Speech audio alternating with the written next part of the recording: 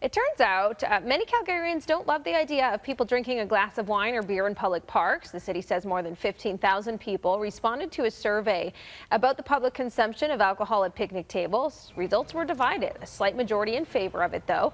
But the city says many people expressed concerns about disorderly behavior and increased drinking and driving. The pilot project has now been postponed until the summer of 2020 to give the city more time to address those concerns. Danielle Smith with Global News Radio 770 CHQR joins us to talk about this. But this is an interesting one, Danielle, because there is a lot of fear of the unknown involved here. We are such teetotalers, really. It's funny when you look at just how restrictive our drinking laws have been in our history. I mean, we had prohibition in the 1930s.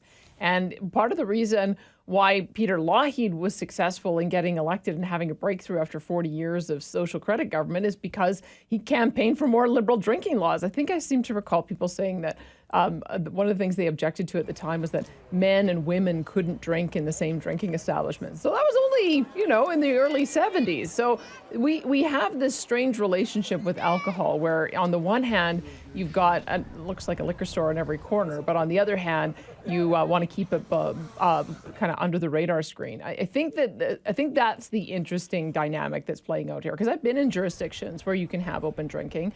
I was down in New Orleans, happened to take in one of the NFL games down there, and after the game, people were just walking down the street with a beer in their hand, and it wasn't a big deal. I think there's a difference between, I think people are confusing public drinking with public drunkenness. I don't think anybody is saying that you should be able to overindulge and make a jerk of yourself in public, or that you should be able to overindulge and the drinking and driving laws go out the window. But I think we all recognize that you can have a beer or a glass of wine and not be drunk and not be a lout.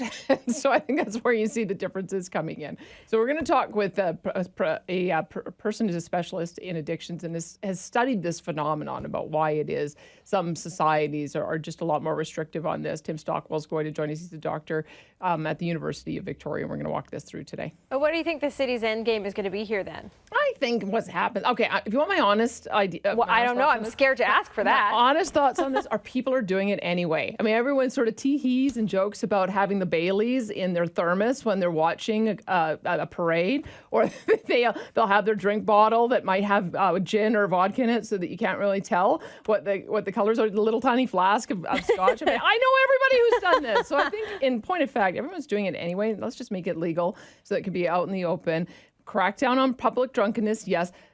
Crack down for sure on drunken driving, but I think allow people to have a little bit of fun when they're out enjoying the summer weather. Much more on Danielle's show starting at 9:30 on Global News Radio. Thanks, Danielle. Yeah, my pleasure.